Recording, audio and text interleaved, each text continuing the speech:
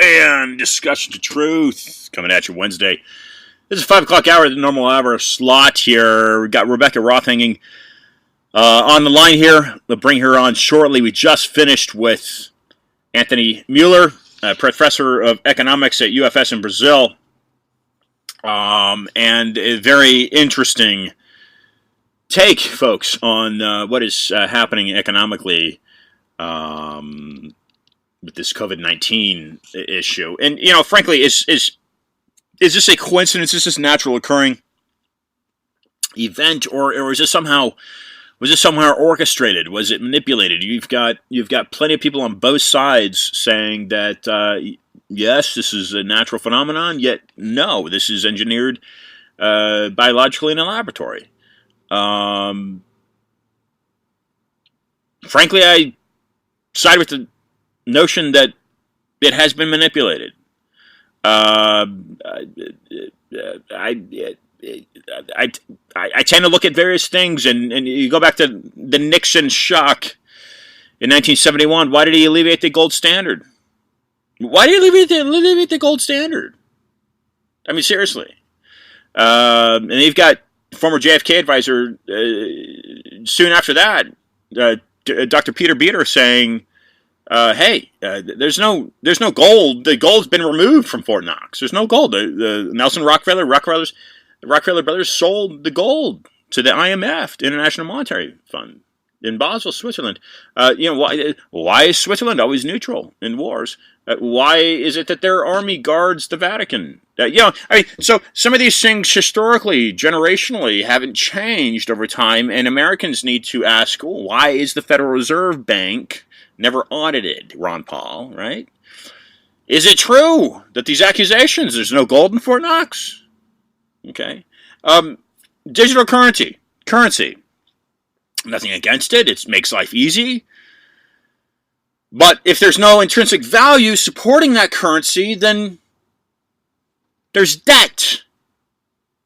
And the United States has a $26 trillion debt. So many of these questions need to be answered, and Americans need to stand up and ask these questions while you still have an opportunity. Just like Dr. Mueller just said on the program just a few moments ago. And this is globally. You know, you're not living in China, Germany. You're not living in China, England. You know, I mean, Americans. This isn't China. You embrace socialism? Okay, embrace socialism. But I don't think you're gonna like the outcome of that. So why not just move to another country like Venezuela or Cuba that has already embraced socialism? Oh, just a consideration, just a suggestion. Okay. But those of you that enjoy the democratic practices of governance, I implore you to speak up. Just like Dr. Mueller said, speak up while you can. Protest while you can. Assemble while you can. Peaceably. Okay, don't tolerate violence. Rebekah Roth is an author and 30-plus year airline career, and she's got some interesting things to say about 9/11. We're going to bring her on right now. You can find me here every Wednesday, and a couple things I'm working on. Yes, pre-order No More Lies, Freedom Reserve No More Lies, publication Trine Day coming your way. Pre-order it right now on Barnes & Noble. Pre-order on Amazon. There's a few things that are being developed in that, and just throwing out a little piece.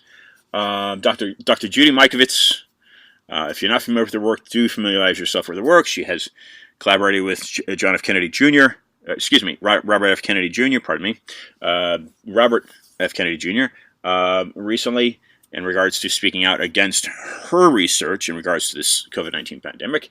And working on some things with her. So some great things down the pipe for this program. Again, I started this going on 4 years now, and I encourage you to contribute what you have to programs like me, to contribute to my program. This is really the platform that in 2020, people are receiving their education. Turn off your ridiculous mass media outlets. Because they're simply just brainwashing you, folks, if you haven't figured that out yet. And likely you have if you're listening to this. Okay, so we ended with Dr. Mueller and bringing on Rebekah Roth here right now. This is Ian Trottier for Discuss Your Truth. Follow me on Twitter. You can follow me on Instagram. Both handles INTROTTIER. And again, find... Hello? Hi, Rebekah. Pardon the confusion. This is Ian Trottier. Welcome to Discuss Your Truth. Pardon the confusion about the hour. Thanks for joining the program. How are you? I'm great, thanks. Fantastic. So, Rebekah, for listeners, you are a 30-plus year airline career. You got a career in the airline industry, 30-plus years. And your book is one of great interest. Of course, it's been 20 years since 9/11, but coming from someone who has some experience in the industry, you've written, which I haven't read, but you've written a compelling book. Methodical Illusion is the title of it. For listeners, would you please introduce yourself, and then I'd like to get into what you've discovered in your writings. All right. Well, first off, I can tell you that I've written 4 books, and I'm soon to have the 5th one in a series done. So fantastic. You're a little behind. Okay. And I'm happy to send you a set of them if you take time to read. Sure. It's kind of interesting. I thought I did fly for 30 plus years.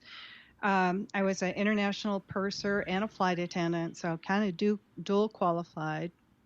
I stopped flying about 3 or 4 years after 9/11, and about 2009 or 10, somewhere in there, I thought it might be kind of fun to write a book. I studied hard science in school, so I wasn't ever thinking I was going to be a Pulitzer Prize winner or anything. But I thought it'd be kind of fun to write the human side of flight attendants and what people think of us. And over all the years, I've experienced people like, oh, do you eat? Yeah, well, on a 16-hour flight to Asia, yeah, we got to eat. Sure. We use the bathroom too, right? So I wanted to add kind of like that humanness. And sometimes people have to take a flight just because your schedule or whatever, and you're in the middle of a divorce or in a custody battle, or your parents just died, or your dog just passed away, something. Yeah. And so people, they don't think about that humanness of it. So what I started as to write a book, and actually, if anybody pays attention, the first few chapters of Methodical Illusion are actually my original book. And then I got to look, and I just wanted to pull a Middle Eastern name, and I thought, oh, I'll just look all the name of all those hijackers on 9/11. Right. And I discovered that a bunch of them, 7 to 10, I mean, there's a varying numbers there, were still alive. And I had never heard that before. And it's interesting, too, because in the airline, and this is every airline, because now after this, I connected with lots of different employees from lots of different companies, but every airline handled 9/11 the same. Okay. We basically weren't allowed to ask any questions about it in our yearly training. And every year the FAA qualifies us, we have to go through so many hours of yearly training. And so we brush up on hijack procedures and first aid. And, when we get the defibrillators, we have to learn how to use that. And we'll brush up on that every year. And so it's a, 1 or 2 day event usually. So during that training, that yearly recurrent training, nobody was allowed to really ask. And if you did, you got met with, the instructors like, we won't talk about that. And so which I thought was really interesting. So when I found out these guys were still alive, I just started looking. Actually, I've just put my old flight attendant shoes on. Right. And I started looking, and I was able then to pull FBI data. I'm not a conspiracy theorist. I'm more of a science person. So yeah. I started pulling Freedom of Information Act data. By the time I was really looking at this, the 20th hijacker, Zachariah Moussaoui, had gone to trial. There was lots of stuff from the FBI. and from the U.S. government. And so I started down, how can these guys still be alive after what we were shown on television? Right. So in around 2012 or so, I just sat down and wrote about a 300-page novel. And I thought I'd figured out what I was seeing. And then one day I connected on social media with a guy who had been a New York firefighter. He spent about a month on the pile. Wow. And I'd come from a long family of firefighters, and I'd done some first responding and stuff in my career. So I asked him some specific questions about what was on the pile and about all the firefighters, or 340 some firefighters that lost their lives, and first responders, police officers, and the like. And it was about a 2-hour conversation with him. And I got off that and I thought, now I have this book written. I'm going to get it printed and published. And so I did. I hadn't ever edited through. I just, when you write, it's just rough. You can actually see the movie in your mind as you're writing, but it's pretty rough, right? And that's what editors are paid for. But this first book that I wrote, I self-edited. I edited several times, but still, leave mistakes. Every book has them, right? So I was really inspired from this firefighter and what he saw and what he experienced and how it affected the New York Fire Department. So I dedicated my first book to them. And what happened? This is crazy. It came out November of 2014. So it's been like almost 6 years ago. And in the spring of 2015, just a few months later, I got called to do an interview with Coast to Coast AM with George Noory. And Coast to Coast AM has a really huge audience, apparently.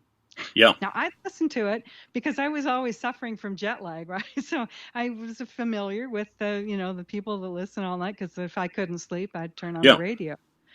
And what happened then, that was a life changer, I tell you. My book, that first book, went into the top 10 on Amazon, in Amazon Books. And literally, I had no idea that people were really wanting to know, what did someone in the airline think about this? And what happened was it brought several people in contact with me. So I had a website for the books and stuff, and that for that first book and stuff. So they were able to contact me. A second, I've got something I need to turn off here. That was me that made that little bump. Sorry. And so I started to hear from people like other airline pilots and flight attendants, air traffic controllers, people that had seen things that didn't work with what they were told on television. Retired first responders, military intelligence guys that were inside the Pentagon that day. Retired FBI agents and DEA agents and people that knew other things that weren't even part of that day that we knew of. And I even was contacted by people from the Middle East, including Israel, and a guy that was the military liaison for Area 51. Wow. Now, this was such an interesting, no kidding. I'm telling you, and this was actually from, I think, that really huge audience from Coast to Coast AM, and it went out there and it just was like, oh, wow, this is somebody who was in the industry and I can talk to them. And I don't know, maybe I became the repository, I guess, for people. And maybe because I was a flight attendant, they thought I was safe. Okay, I got to tell you my story. And so I just got all these stories and I just continued to write the books. And I just took the same characters and just kept writing. So I think I wrote like the first 3 books in maybe a year and a half or so. Yeah. I got just a ton of information, and it's still coming in to me. It's crazy. I chose to write everything in novel format. In looking back now, hindsight's always 2020, right? Just so I wouldn't be killed. Because what I did find was a very different story, and I can tell you this, that the truth of what happened on 9/11 is much more horrific than what you were told happened, and much more horrific. As a matter of fact, there were a couple times when I uncovered things that, because I was in the airline for so long, because my relationship with the FAA is kind of like our, God. Everything that that justifies what we can and cannot do, and what you can and cannot do as a passenger is an FAR or by the FAA. You know, it's a federal aviation regulation. It's really, I mean, they're the cops for us, right? So I always had a lot of respect for the FAA and the National Transportation Safety Board. They're the people that come and if there's a crash of any kind, they normally, not on 9/11, but normally every other crash, they would show up first. And they're called, and I've actually flown several of them coast to coast to go to a crash site.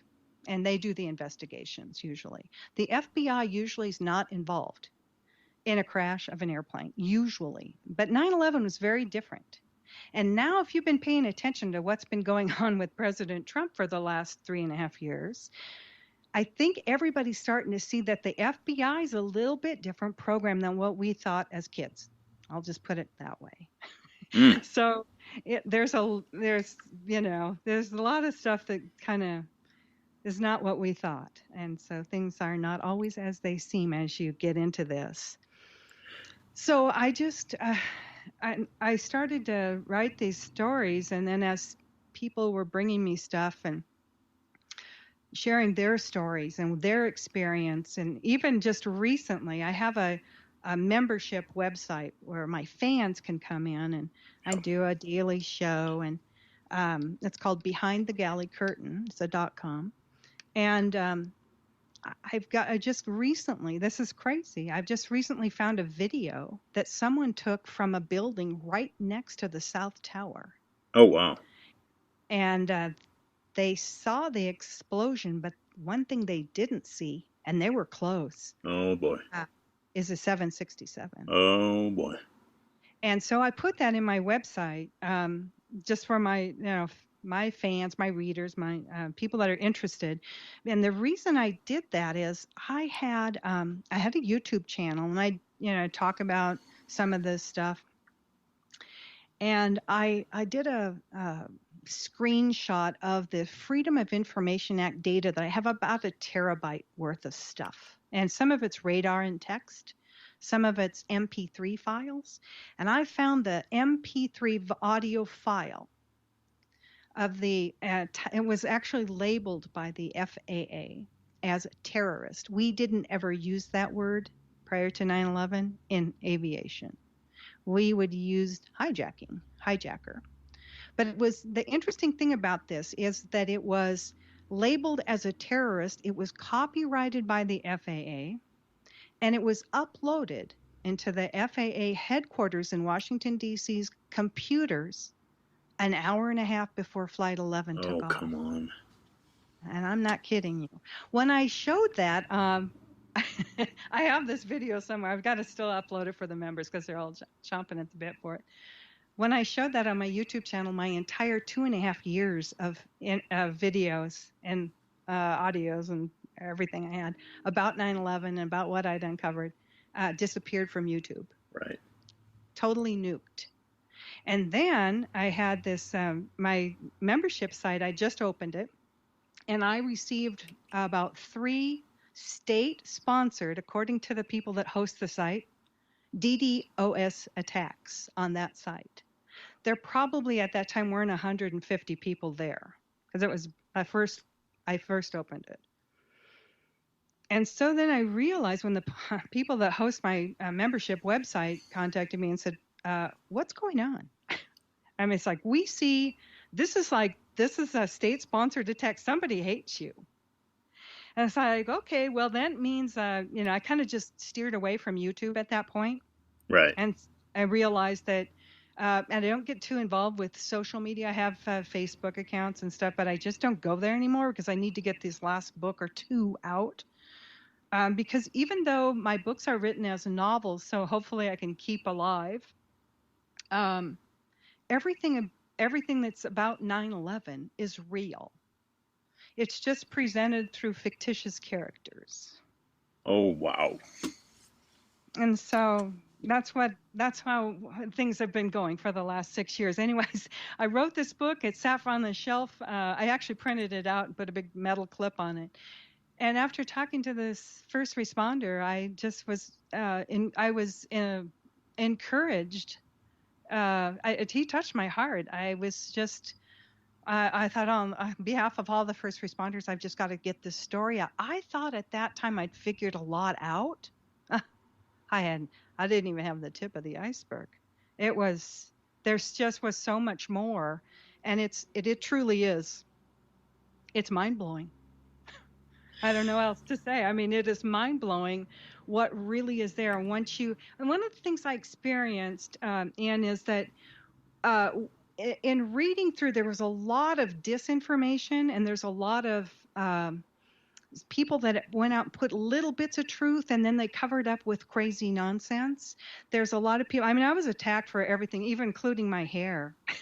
It's like, okay, listen, I'm not Right. here. This is not a beauty contest here. Yeah. I'm just here. I just am telling you what I found. But one of the things I found is a lot of people couldn't leave their own personal politics out of the research. And now you'll remember the Clintons were in the White House for 8 years, and then Bush came in, and in 9 months, this happened. Right. So people can't, they really, I just found this in all the research I did, and I did a lot of reading of nonsense, and then I got a hold of a lot of, a terabyte of information, just a lot. I could probably spend the rest of my life reading through this. But a lot of it's like a needle in a haystack stuff. But yeah, it's pretty amazing what I uncovered. And for me, like I said, I was so blown away by. I was just no. I'll give you an example of that. One of the things that I found, and again, like I learned a lot of this from going through this whole thing with the current president, right? And we are actually going through a coup right now, still today, till this very day. It's well said. And so what I've learned in doing this is that intelligence operations are basically a recipe, and they keep using the same recipe. Why? Because it works. That's how I recognize this ongoing coup right now, because these are the same coups, and this is in my 4th book, the same type of coups we did in Iran and Guatemala and Chile and that sort of thing. There's just been upgraded to using technology, artificial intelligence, and the like. Social media. There's a lot of ways now. We used to, when I grew up, there was like 3 or 4 TV channels. Yeah. They were a part of Operation Mockingbird also. Yeah. But now it's much more complicated. So just so you know that, and you guys, if your listeners want to, you can just Google search Operation Mockingbird, and so you understand what I'm talking about. It's still active. They haven't stopped it. And it's just kind of taken over social media as well. So there was an interesting thing that, like Operation Northwoods was basically what 9/11 was to be. Operation Northwoods was coming out of the Pentagon and the intelligence world, presented to John F. Kennedy, and they were going to basically fake hijack. Oh, these are keywords now. Fake hijack commercial airplanes and fake shooting them down. Take the fake passengers and send them off. And then they were going to do some terrorist attacks, blaming it on, and a lot of this was going to go on in Miami, and all of Florida, actually. And so you can look this up too. It's all out there now. It was declassified the spring of 2001. None of us probably put 2 and 2 together then when they started. Maybe some people did, but not many of us knew about Operation Northwoods. Right. But you guys can go read the documents. They're all out there now. So when I see all this stuff, it's like, okay, this is the same pattern. Well, with Betty Ong, and we know this now because of Peter Strzok, Lisa Page, and all the Mueller thing, right? That there's 302s are actually the FBI's interview notes, and there should be 1 set. Well, I found 3 different sets for the flight attendant from Flight 11, Betty Ong. And what I found, and I started comparing them. And what I found was, and some of them were just complete. This is from a 4.5-minute tape recorded call, so shouldn't change, but it did. She said some interesting things on the various different 302s that the FBI produced, 3 different stories of a taped 4.5-minute phone call. She said he sprayed pepper spray or mace in business class, and we can't breathe up there. She said she was sitting at the jump seat at 3 right, which is the most aft jump seat, way back by the bathrooms in the galley, a double aisle airplane 767. That's about 150, 160 feet from the cockpit. And when she said that, I read that, and I was like, well, that's kind of interesting, because if somebody sprayed pepper spray or mace in a pressurized cabin, she would have felt it back at door 3. And so would the hijacker. And so would all of the passengers. And so we just saw this happen a year or two ago on a flight from, I believe, Oakland, California to Hawaii. Somebody sprayed some sort of mace or pepper spray. It kind of released in their carry-on luggage in the overhead bin, I think is how it happened. Okay. And most of the crew and a lot of the passengers ended up going to the hospital. That would be the effect if somebody sprayed pepper spray or mace in a pressurized cabin. Well, then she said some other things that made me, it's just not in all of her 302s, and some of them. She said, we're the first, and they were the first airplane, the be hijacked, supposedly. And then she said, he stood upstairs, and there are no stairs in that aircraft. There's only stairs in the 747. But I do know one thing, because I've been in a lot of hangars for large airplanes, right? Because that was my job. In the upstairs hangars are really a big box, and they don't waste all the space. They utilize them for offices. And there's usually in 2 of the 4 corners of a large hangar, there's metal, oftentimes metal, sometimes there's cement, but it depends on the hangar, stairs going upstairs to offices. And I thought, well, that's weird, because she's telling me right here, they're not pressurized. And then there was all this mix-up about her using a cell phone or an airphone. But I'm here to tell you this. Airphones were for passengers. They didn't reach the jump seat. We're there for one purpose. That's basically to get you out of the airplane. That's why the jump seats are at the door, right? So I started to see all these weird things. And I thought, well, and honest to God, it took me a long time before I realized that there shouldn't be more than one 302 by the FBI.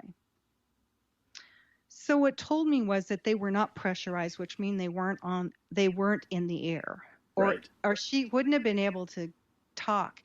She was on the phone for nearly a half an hour. Now, here's another thing. At the time, now things have changed now, but I can tell you this. At the time, the FAA hijack protocols were, if you were not the flight attendant directly dealing with the hijacker, you were to sit down and not draw attention to yourself, which means take a passenger seat, not a jump seat. Cover up your uniform with a blanket or someone's coat, your coat, whatever. But take your wings and name tags off and look like a passenger, and preferably look like a passenger asleep. Unless you were the one flight attendant dealing with the hijacker. And what did she do? She sat at the jump seat in her uniform on a phone for a half an hour. Now, when I first found that, I thought, well, is she trying to tell me that? Because I can see there's big flaws in the story. She's not following FAA protocols for hijacking. She's sitting in her jump seat. She's talking on, obviously, a cell phone, because the airphones didn't reach to her jump seat. If she was talking on a cell phone, she had to be on the ground. So that's when I started to really realize what really had happened. And it's a very different story than what we were shown on television and what we've been told over and over ever since. And when somebody really grasps the whole Operation Mockingbird and what that is and who controls it, right, then you can really start to see through this. One of the things I found is a lot of people kept their own personal hatred for Democrats or Republicans. A lot of people wanted to blame Trump or Bush yeah. or Cheney or Rumsfeld or all three. And a lot of people wanted to blame everything on Republicans. And what I found I became a pretty good researcher at this. Once I realized what really was going on, is that it's unfortunate some people have done some pretty good work, but they can't let go of their own personal politics. I've always been kind of independent. I've probably voted for both sides. Yeah. myself. That's just my personal thing. And it's really too bad that it made me see, though, that a lot of people, they're talking out of their political hat. Yeah. And you really see it now. I mean, every day we see it now. I mean, we see what they're doing to President Trump with making accusations about everything. Right. But they are truly, and I could say this because I really got into a very deep dive on the Central Intelligence Agency and how they work with the Israeli Mossad, how they work with the Pakistani ISI, how they work with MI6, and how they're all connected. And really, and partly because a lot of people from the intelligence world uh, have contacted me and really set me up with exactly how things happen. And then once you realize that it's a multinational program, now you can even see it in today's world. We're not the, I mean, the globalists, the military industrial complex. I don't know if you're old enough to remember John F. Kennedy, but I am. And the military industrial complex is really a global military industrial complex. And the globalism is the what they call the New World Order. Old man Papa George told us that, Poppy Bush told us about the New World Order. And it sounded so nice when he said it. But when you realize what it is, it's basically global communism and total control. And that right there is why they hate Donald Trump. So, wow, you're loaded there. And let me the three things that obviously stick out here are the first off. I want to ask you. You mentioned Pulitzer Prize. Have you won a Pulitzer Prize for your work? If you have, I haven't. Didn't know you did. Second, I said I never thought I would, but okay, and I didn't know. Haven't or yet. Second, please expand on the fireman that was on top of the heap for I think you said 30 days, and then thirdly, Betty Ong. Have you been in contact with this person, or is this a fictitious FBI character? Was that entire dialogue in that 302? There's three different reports or distributions of what had happened on that particular flight. What I'm taking from that is that this was set up and done likely in a hangar and in a craft that never left ground. Does that also coincide with the video that's on your private, accessible to your private subscribers, the video that suggests and shows that no plane actually hit the South Tower? There's various kind of theoretical or explanations rather that go against the main the main explanation that's given by the, if you will, the government, that those planes are hit by towers. But then, are you saying that through your research, it's suggested that no plane hit the tower, and that this dialect that you're drawing from out of those 302 reports, that was done inside a hangar, in a craft in a hangar that never left never left the ground? Okay, well, let me talk about first the 302s. And what the 302s are is the FBI's interpretation or their notes of an incident, of an interview. If I interview you and I'm the FBI, write a 302. It's a report. You've heard about them with what's going on. Peter Strzok and all those guys, right? So the 302s that I found were different in the fact that they left out certain things, like he stood upstairs. We're the first. We're up in the air. A flight attendant wouldn't tell anybody they're up in the air if they say hijacking. But she actually didn't know what was going on. She even said, I don't know. We might be being hijacked. And let me tell you, when we're at work in uniform, we're in command in the aisle. Nobody else is. And if there's a hijacker or somebody making demands and somebody roughing up passengers, you know it. And so that was another thing that was odd about her. So this is what the FBI claims she said. So there's three versions because the FBI is not telling you the truth. And so maybe they realized that, oh, well, we better take this out, because how would she know they were the first unless somebody told her what to say or what have you? She's a real person. The flights all took off from the airports, from Boston Logan. I actually flew out of Boston. Um, the planes took off from Washington's Dulles and Newark's Liberty Airport. They did take off. They were all 4 daily scheduled flights. They all 4 did take off. Are you ready? Are you sitting down with your seatbelt on? Well, I don't have a seatbelt, but I am sitting. Okay. All right. I'm about to tell you uh, what you need to know. And this is it. Then this is when I discovered this as a airline professional. This is when it really turned my stomach over. And I literally had to walk away from this, looking into this for about a week. I kept going back and saying, I've got to prove myself wrong. Okay, here's the deal. There's a few things that Betty said, one that didn't make any sense from a flight attendant viewpoint. She'd been flying maybe a dozen years or so. She'd been through lots of recurrent training, so she knew what to do and what not to do. And she didn't follow any hijack protocols. Okay, no matter what you read, she should never have been sitting in her jump seat. But the things that she did say, and even as some of it's in some of the 302s and some of they decided to take out, maybe this is why.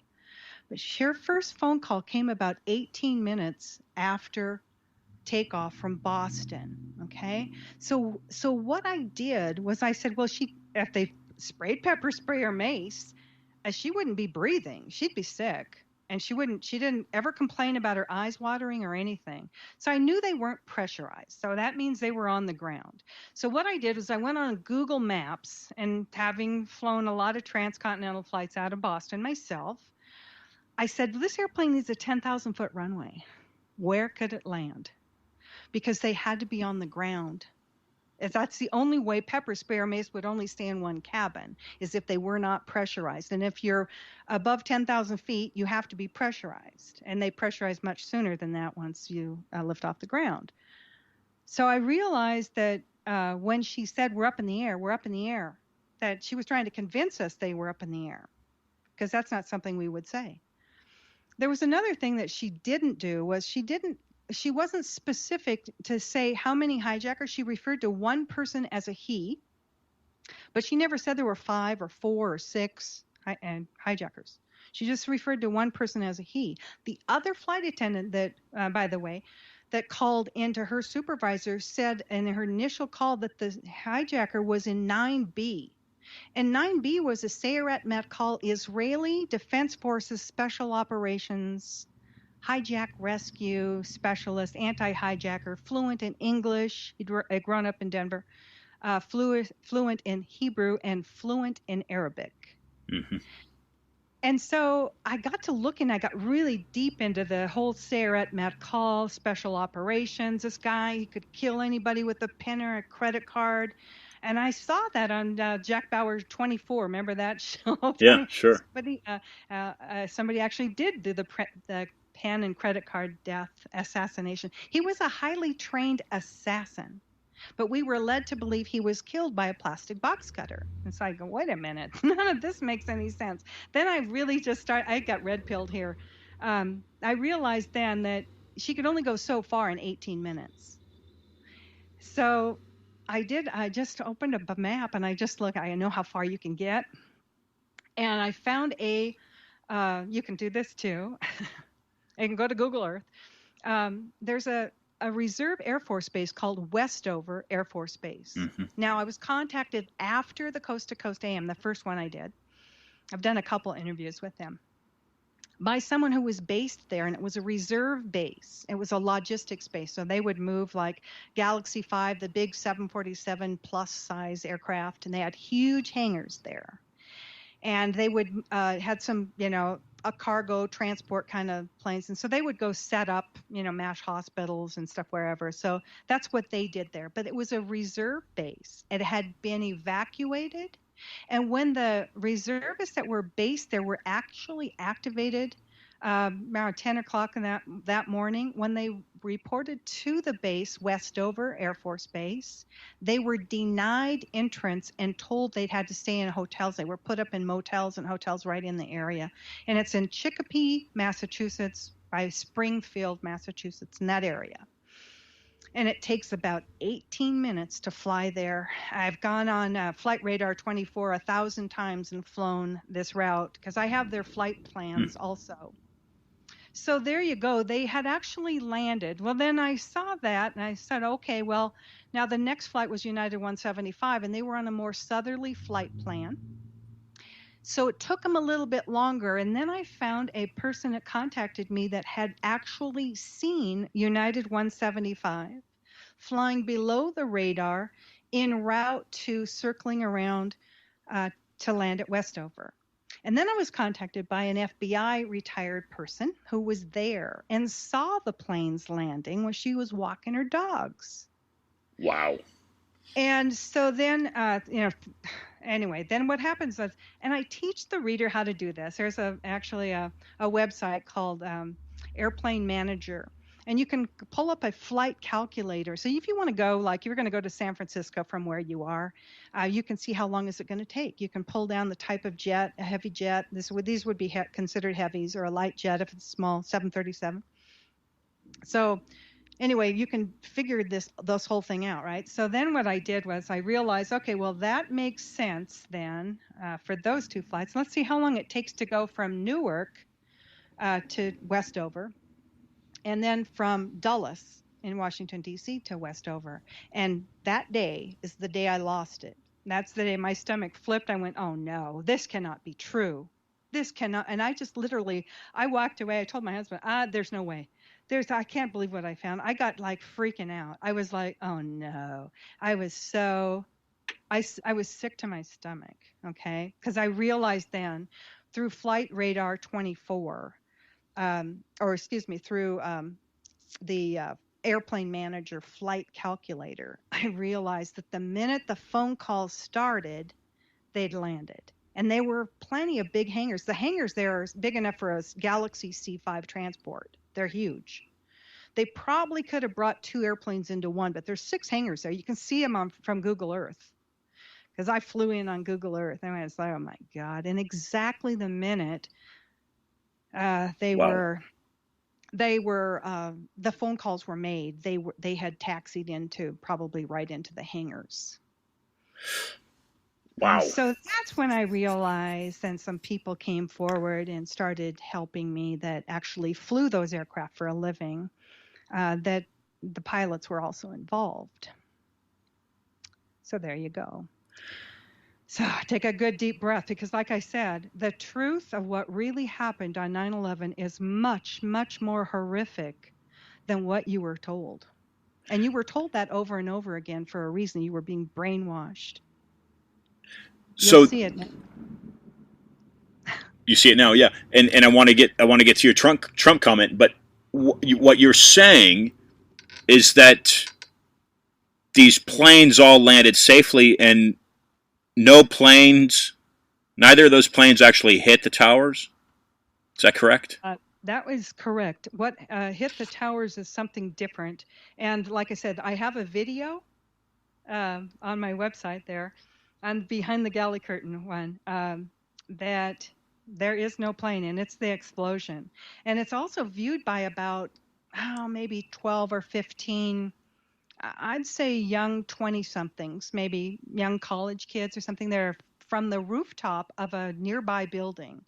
And when the explosion hit the South Tower, they were busy. I mean, they were watching, they saw right there, but nobody mentions the fact that, geez, did you see that 767 go right through that building? Nope. They were blown away by the amount of people jumping from the North Tower. Oh, there's another one. Oh, there's another. They didn't even, they saw the explosion. It's like, wow, that building was bombed. Did you see that? It just blew up. They didn't see a plane. They didn't hear a plane. There was no plane, because those planes had all landed, and that's the only way they could all make phone calls. Because here's another thing. Now, and I'll bring this up.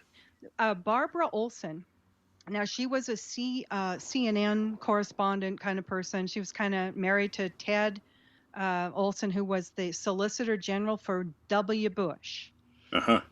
So she supposedly called in twice, 3 times, 4 times. And then here's the story. She called in collect from a cell phone. You can't do that, never could.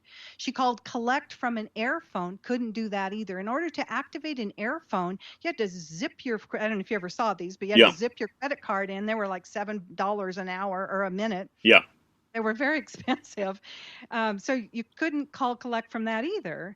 And so there was their first mistake. But here's the next one. And I've been contacted by lots of people from American Airlines. January 2001, American Airlines had deactivated all of their onboard airphones 9 months earlier. Interesting. So that means Barbara had to call from her cell phone. But Ted and Barbara couldn't get that. They just could not get the story straight. And Ted's secretaries, they couldn't get their story straight either. And so it was Ted's birthday. And the whole thing was just nonsense. But Barbara Olson is the only reason that we know they had plastic box cutters. That's the only way we knew that. So that was kind of her I guess, her role. But it's an interesting thing, too, because I found there's so many connections to this. There's so many connections to this. 9B, he had a company. Let's see, it was called, I always get this mixed up with the Blackwater company. His company was called like Academi or something like this. Akamai. He's the Akamai. The other guy's Academi.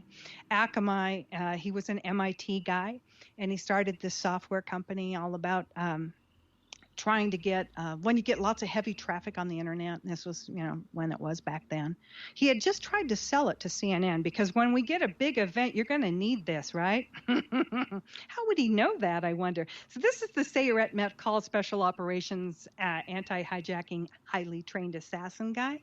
Right. Well, he used this law firm that's connected to just about everybody. His company used the law firm that Barbara Olson was involved in. Barbara Olson went to Yeshiva University's law school, and so did the captain of Flight 77. That would be the one that supposedly went into the Pentagon. His sister, Deborah Burlingame, went to Yeshiva University, Ben Cardozo Law School as well. And there's all kinds of connections like that to Wilmer Cutler and Pickering, Robert Mueller.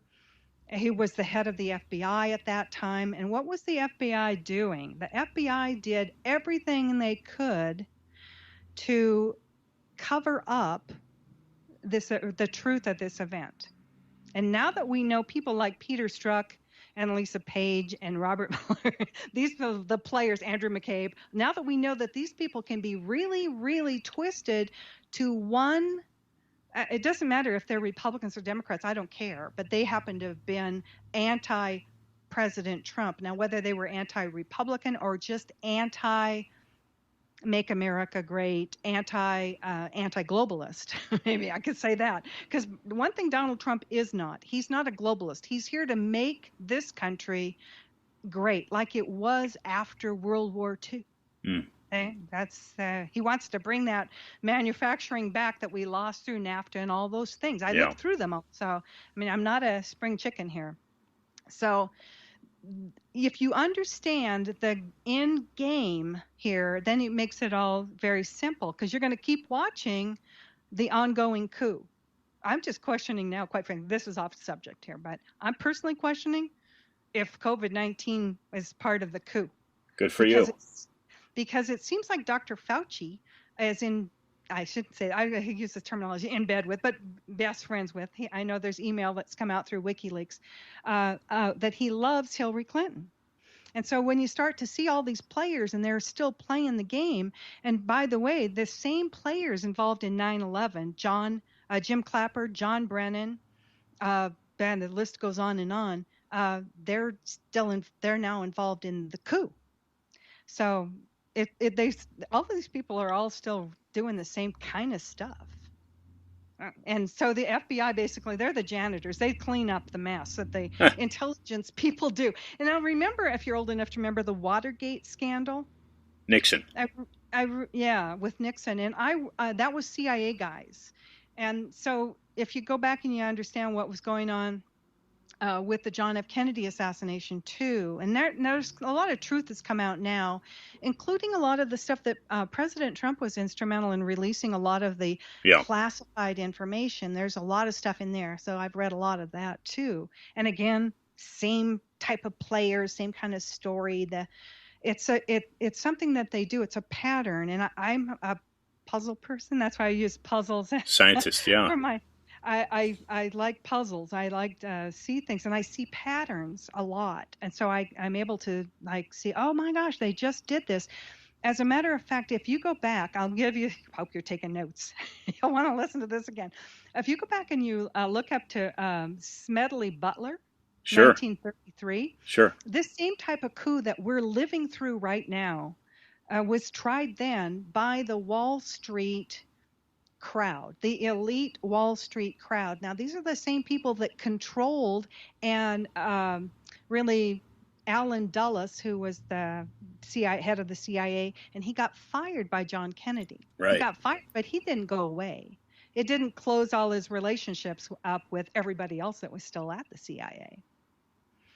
So that's kind of the case what you see now. And one of the things I just recently learned is that there was a guy named Tommy G. Corcoran, Tommy the Cork, he was called, from Franklin Delano Roosevelt. And before Pearl Harbor, and now, they called this the new Pearl Harbor, 9/11, right? Right. But before Pearl Harbor, and this takes you right back to where I'm going with this, before the first Pearl Harbor, Tommy Corcoran had set up a CIA kind of airline, well, a covert operation, let's just say that. And they used this Chinese company. They were supporting the Chinese against the Japanese. And so they set up a civil air transport. A CIA ended up buying that airline, and it was transporting stuff around Asia. They formed a company that ended up being called, started out being called like the American Volunteer Force or something, but it ended up being called Flying Tigers. You might know of that company. And that was the CIA. And they were covertly bombing the Japanese Huh. before Pearl Harbor. I just learned that. Interesting. You haven't heard that. I learned that because recently, this all connects to what's going on right now.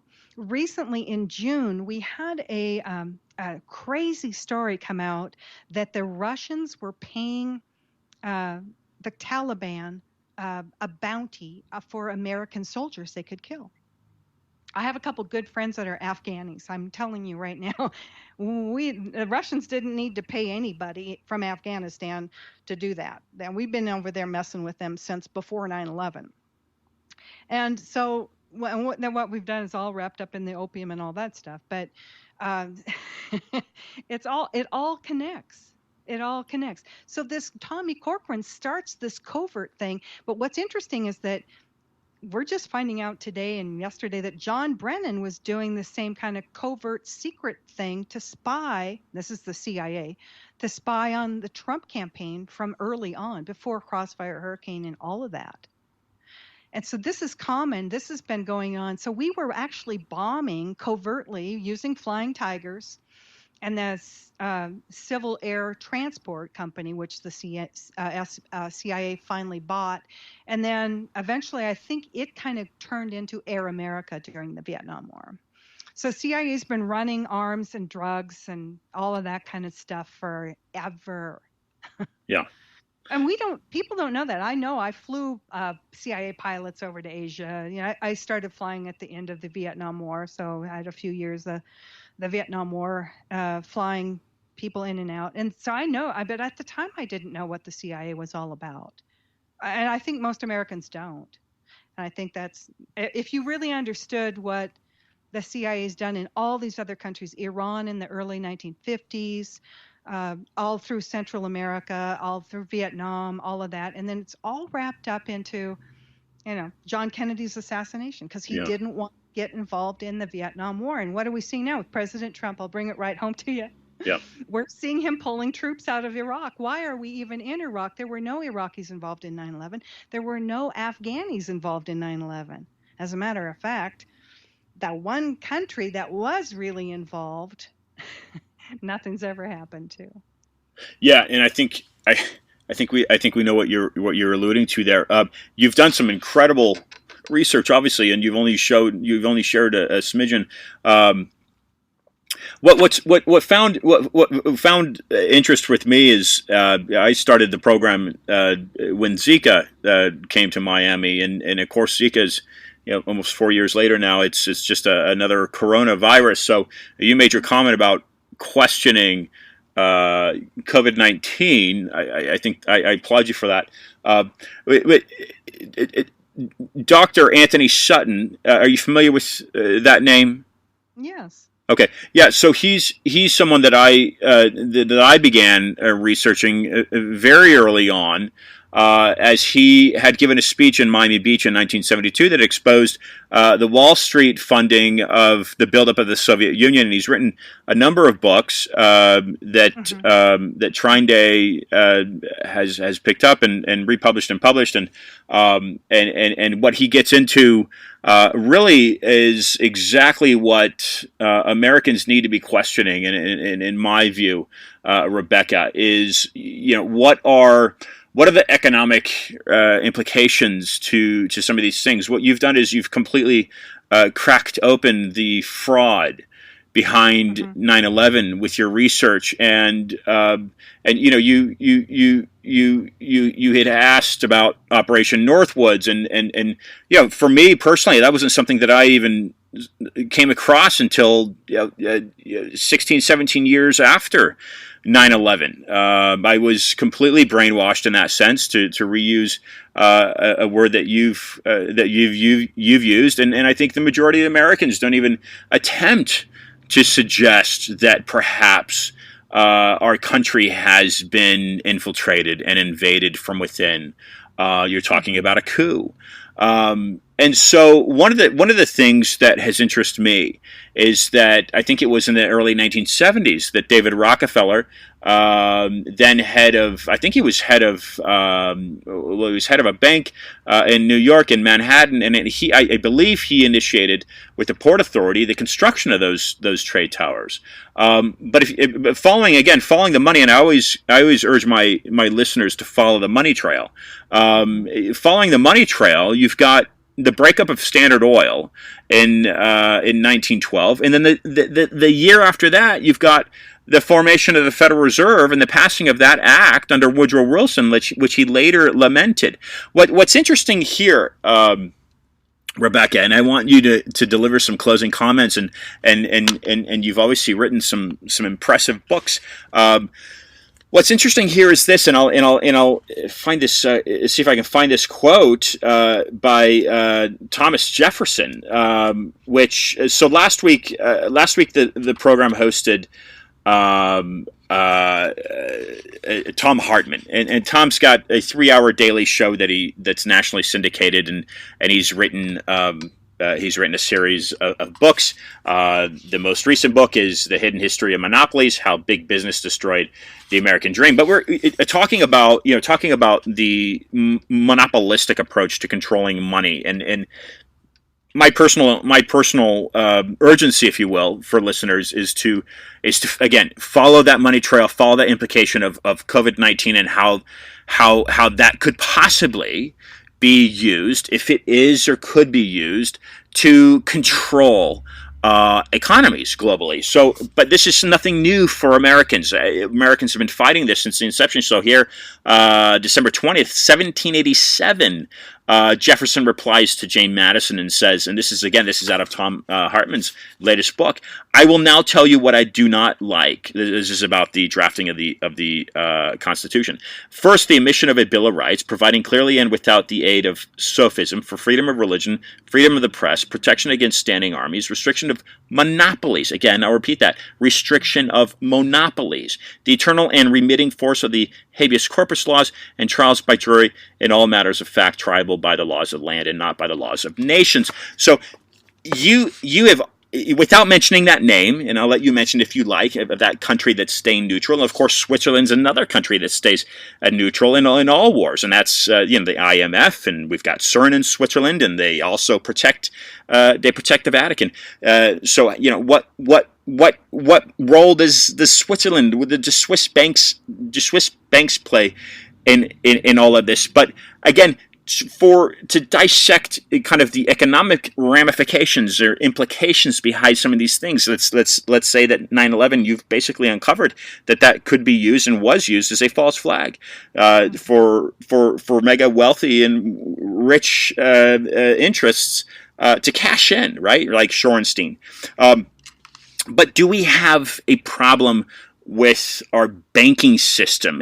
Are they monopolizing? Are they manipulating the way we live our life? That's a kind of the message, and you and I are certainly on the same page in that regards. I think that's certainly the message that I portray for listeners. But I'd like to get your closing comments. And again, Rebekah, I completely agree with you. I tend to be independent in my political thinking and not take sides. I think both parties are corrupt. But I want to get your closing comments on Donald Trump. And I'll say this before you speak. In Miami, I would go to some of these early rallies before he had even declared his candidacy. They were given at Doral, and he gave his speeches, and he came from a neutral political standpoint of being an independent. And that's one of the things that I liked about him. And then as I saw him gain momentum, he sided with the Republican Party. And my understanding is that he's at times voted Democrat in his past. But again, I want to get, Rebekah, I want to get your closing comments here. You can address COVID, but certainly address the current coup d'etat that you see unraveling, and your comments on Donald Trump's presidency. Well, besides follow the money, there's always this too. Who benefits? Who's benefited from the 20 years of war with Afghanistan and Iraq, who had nothing to do with 9/11, and nobody's ever questioned that.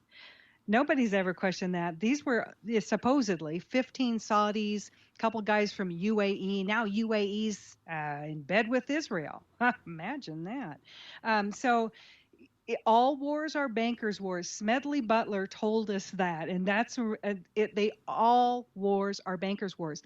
Before 9/11, the Project for New American Century, PNAC, Bill Kristol, Kagan's, Dan Quayle, Jeb Bush, John Ellis Bush was his real name. Jeb Bush is a signer. They already had planned out to take out Saddam Hussein.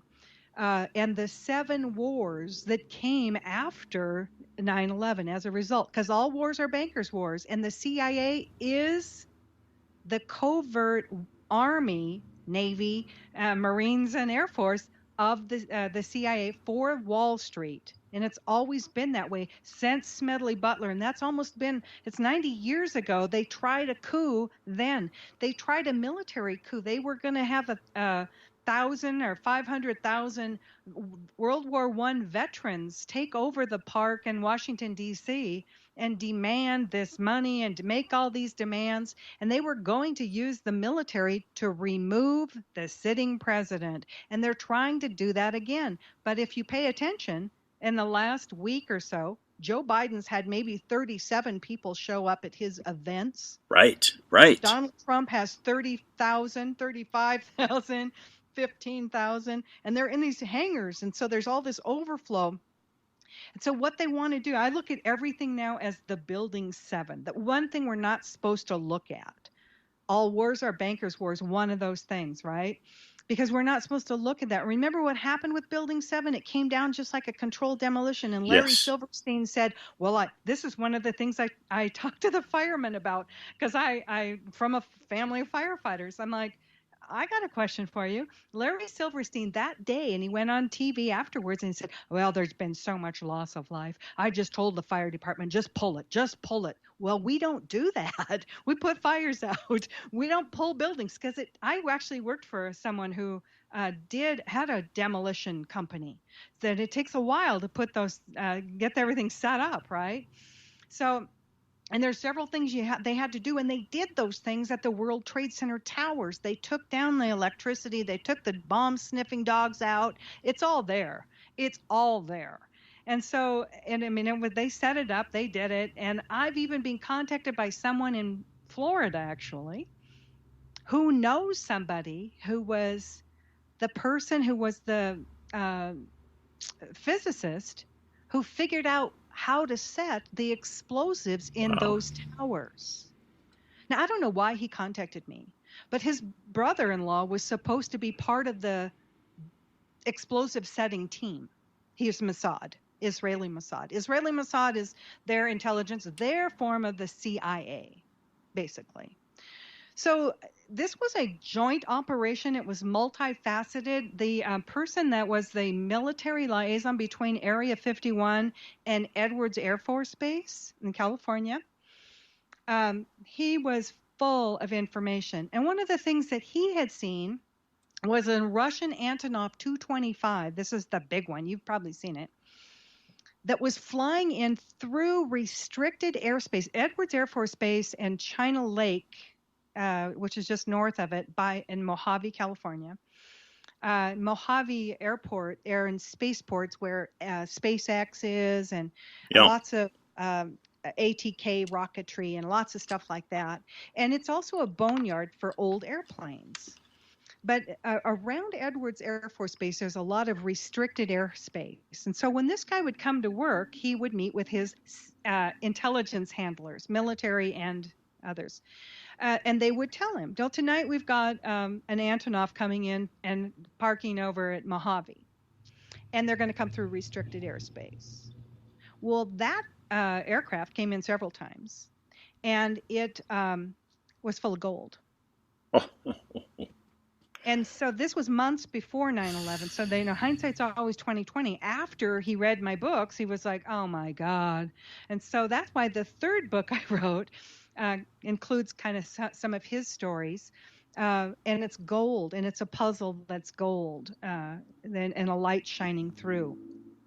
So there was a lot of stuff that was done in advance of 9/11. Like the vaults were empty when Kurt Sonnenfeld, from the FEMA photographer, went there. And after that, they set him up with a fake murder of his wife and all kinds of stuff. And he's now in Argentina on the run from the U.S. government because he knew too much. He took pictures. The vaults were emptied, not completely, but they did find one truck that was broken down under the rubble that was full of gold that hadn't gotten out yet. So there was all kinds of stuff like that. There was also a 757 that was housed at Mojave that would leave every Saturday night for several weeks leading up to 9/11 with what it looked like to the people who worked there as a busload of flight attendants. Oh, imagine that. So they were kind of planning this out, and that would probably be why Betty Ong said we're the first, because these people knew what the scenario was. And that goes on with the two guys that called in from Flight United 175. They also knew in advance the whole story of the day. Brian Sweeney, who was a military Miramar, this is Top Gun, the movie, Miramar trained pilot. He flew the Tomcat, I guess it is. He was a RIO, which is a radar officer in the back seat. There's a pilot up front, and he's in the back. So, but he'd gone through Top Gun training at Miramar and stuff. And so he is supposedly, now this is why we know they weren't there, because he would know this, because I have all the radar in text to tell you where the government would like you to believe those planes were in order to hit the towers at the designated time, right? Well, he would have been about 5,000 foot elevation. Now, 10,000 feet is when we ask you to take your electronic devices and turn them off and stow them, right? So you know how close you are to the ground. Well, about 5 to 7,000 feet. I say that because the FAA has both altitudes. Hopefully, that they don't always do that because somebody's going to get hurt. But this is 9/11, so it's different. There, everything's mixed up. Nothing's the way it's supposed to be, because it's a hoax. Because they are lying about this. But he says, well, he tells his mom, I think we're over Ohio. He's looking. He's over the Hudson River, right there at the Statue of Liberty, maybe kind of right to the west of the Statue of Liberty, looking over at the Newark International Airport, which, by the way, the tower is only 4 miles from the Twin Towers. So they would have seen something if it would have hit. I guess would have flown in there, wouldn't they? But they didn't either. And I have a lot of this stuff in Freedom of Information Act transcripts from the air traffic controllers working at New York and Kennedy and LaGuardia and Newark.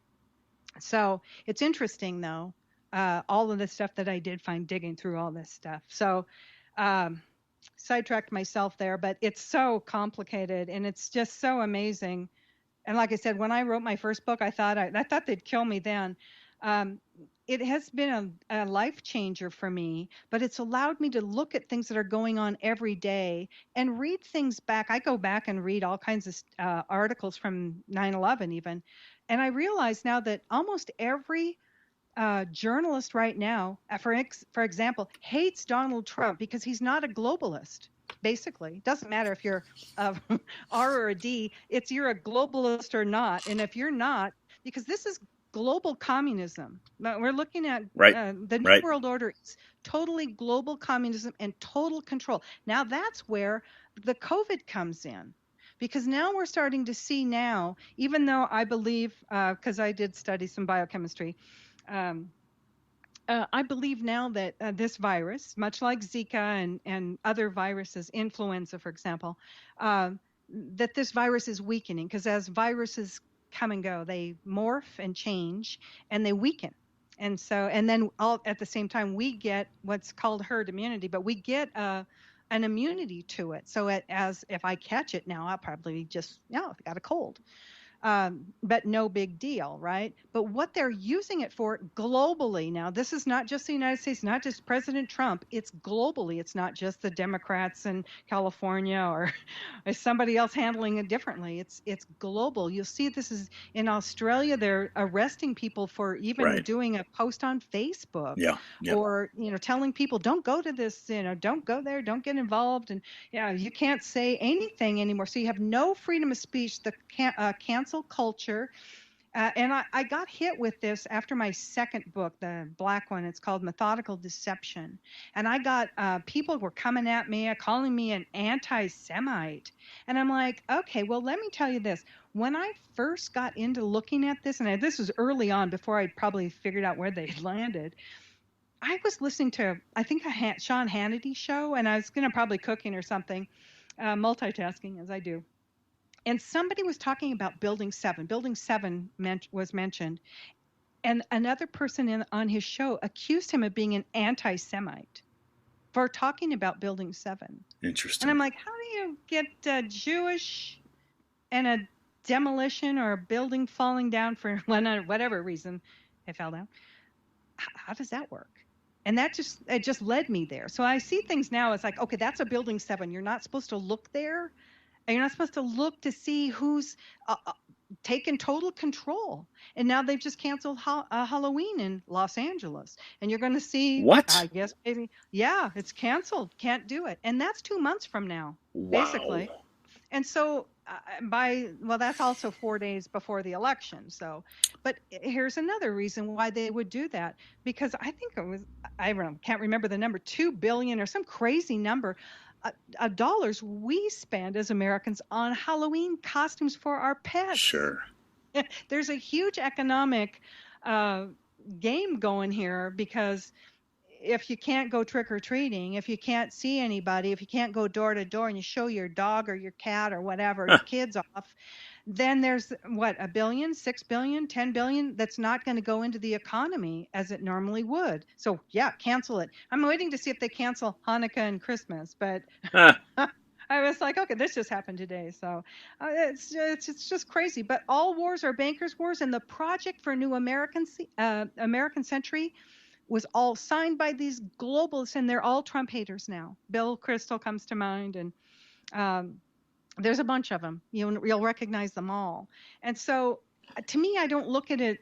There's one uniparty, and that is the global communists. If you go back and read the Devil's Chessboard, I think his first name is David Talbot, is the last name. It's the story of Alan Dulles. And his brother was the Secretary of State. So when you see now people that are involved in the State Department, you might as well read CIA. You might as well read Spy. You might as well. Now, here's another interesting thing. On my website, I have a bunch of these. I found these books on PDF forms. So I thought, you guys want to know what's going on? There's a book called Compromised by a guy named Terry Reid. He was what's called a contractor for the CIA. He wasn't an employee. He didn't have a CIA employee number. Yep. Right? He's a contractor, and this is what the CIA does. It gives them plausible deniability. That wasn't our guy. And so nobody can go back and find the life insurance. Like if you're an airline employee, you have an employee identification. This is another thing I saw. When Betty Young called reservations, she just said her name. But if any airline person calls reservations, because we're airline and we're part of the family, we give an employee number. So I would say, hi, this is Rebekah Roth, and my number is 867529. Yeah. That would tell the reservations person that I'm an employee. So if I want to get an employee discount on a flight, then that's what I have to have. And so you wouldn't call crew scheduling, reservations, or anybody else, and she never gave that number, which told me this was something else. See, there was a lot of inside the airline stuff that I still see. Yeah. I mean, it took me a while to realize that, wait a minute, she's in her jump seat in a hijacking? Nah. Right. And then I have to question this, and I don't know the answer to this, but I had to question, was she in on this? Or did she say these things in hopes that someday a flight attendant would hear what she's saying and see the fault, the flaws in it? I don't know. I don't have the answer. I wish I did, but I do know that some of those people are alive. Yeah, on the planes, yeah. Wow, Rebekah, what an incredible delivery you've made here on the program, and I thank you for joining Discussions of Truth. I'll be in contact with you, and we'll gladly go through what you've come out with, the other publications. And I look forward to inviting you back on the program. We've got simply just unparalleled and unprecedented times. What's interesting is that I just hosted a fellow named Anthony Mueller, who's German, but he's teaching economics down in Brazil, and he said exactly the same thing you just said, Rebekah. He says this is an agenda to implement a social and communistic economic control globally. That's exactly what's happening. He just said the same thing, Rebekah. He just said the same thing. Yeah, so it's important that we vote in. It's important that we vote in person now, because they're going to try to steal the election through mail fraud. Right. So it's important that everybody that can vote in person does that. I think. Well said. I don't know how they're going to do this. But this is not something new. There's nothing new under the sun. This is a repeat. It's just like Smedley Butler was involved with this 90 years ago. And so it is what it is. And listen, there are 4 books. They're all methodical. And the reason I'll tell you why I use that, and this is why flight attendants know better, is that we had a code word for being hijacked. And if I were being hijacked with a hijacker next to me, I'd pick up the phone to interphone, tell the cockpit,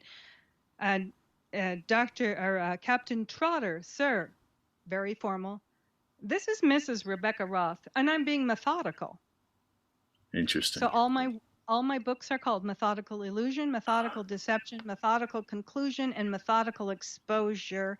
And the next one is all about the agenda. And yes, indeed it is. It's a global agenda. Well, Attendant Roth, Thank you for your meticulous, methodical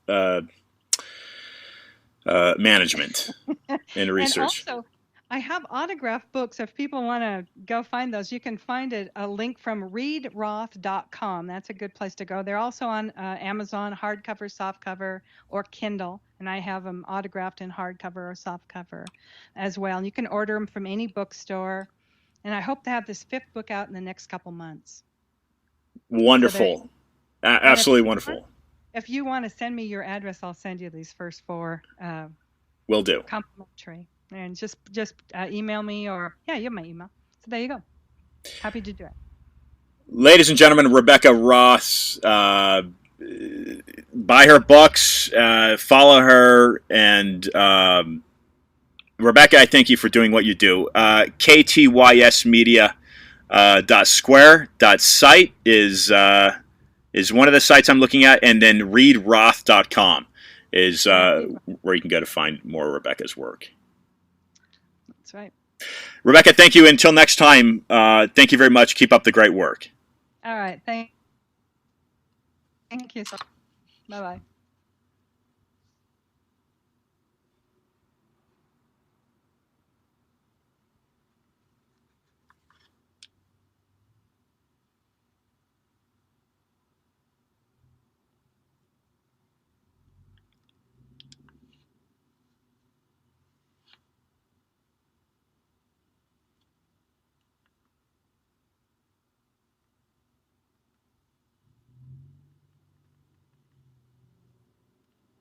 Okay, so sorry, pardon that pause there.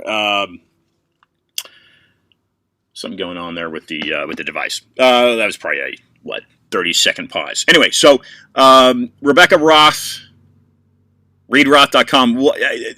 Look, she took an extra 40 minutes with us, folks, and as you can see, you can sense the urgency and the passion that's coming from this former airline worker. 30 years she spent in that industry, and just so many red flags popping up on her radar.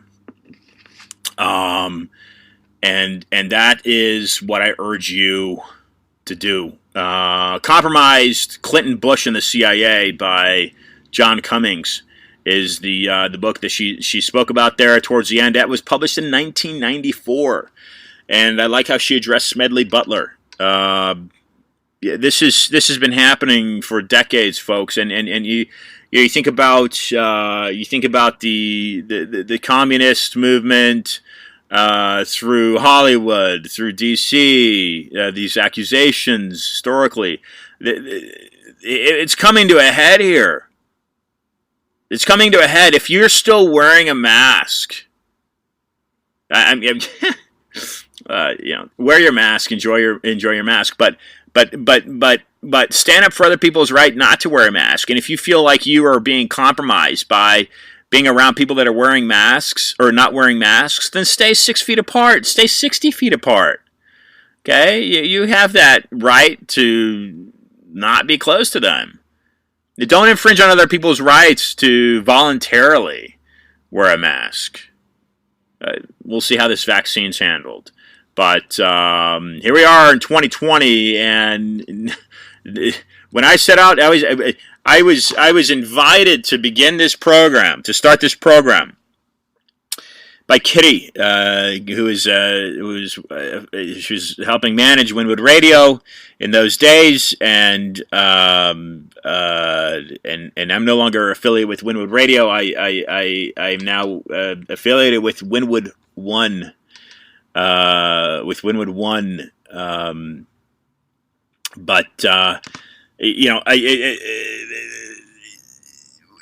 nor did I